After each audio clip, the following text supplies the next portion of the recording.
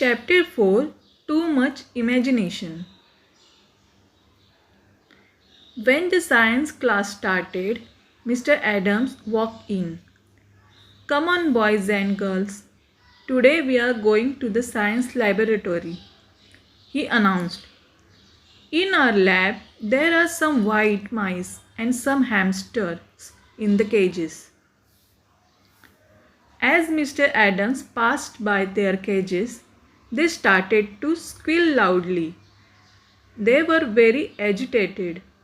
Mr. Adams laughed. "What's wrong?" he said, speaking to the animals. "I won't eat you." Then he gave us some worms. "You must study and examine their anatomy. The worms can live and move independently," he said.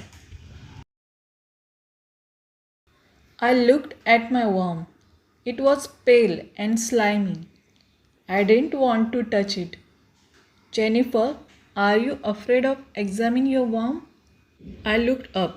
Mr. Adams was at my desk. He smiled down at me. "Let me show you." I thanked him and gave it to him. His arm touched mine. It tickled. An electric shock ran through me, and I jumped.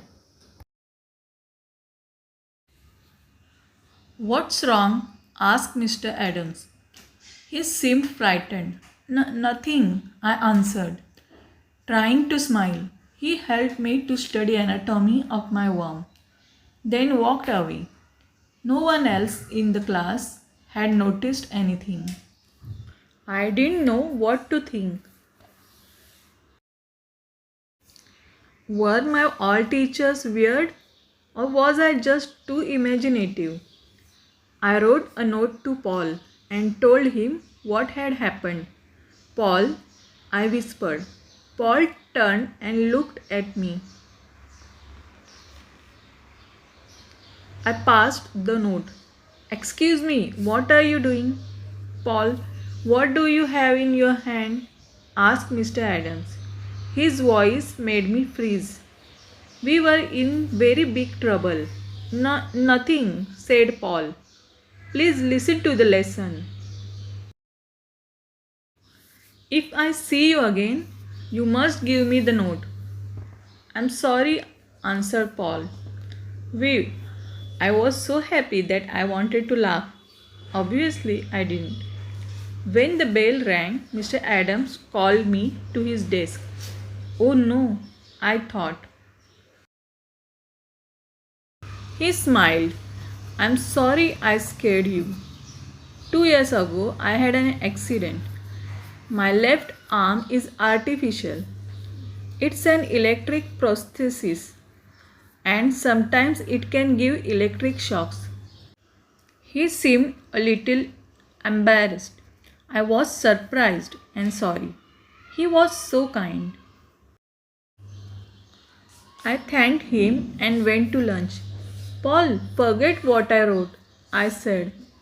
As I sat down at our usual lunch table, I told Paul and Dana about Mr. Adams' electric prosthesis. Then Dana mentioned Mr. Stone. Paul and I looked at each other, but we didn't say anything. Besides, after school, Dana had a dance club meeting in the gym, so Paul and I were free. We finished our chocolate milk and went out to recess. At the door, we met Mr. Stone. His head was down. He seemed deep in thought. "Hi," Dana said to him. "Oh, hi," he said, surprised, lifting his head. His eyes were green again. "Wow, that Mr. Stone is really a mystery," Dana exclaimed. I still didn't want to tell Dana the whole story, so I changed the subject. Fortunately, the bell interrupted us. Before entering class at 1 o'clock, I took Paul aside. I quickly told him about what I had seen in the park. Wow, I wonder what will we see this afternoon, remarked Paul.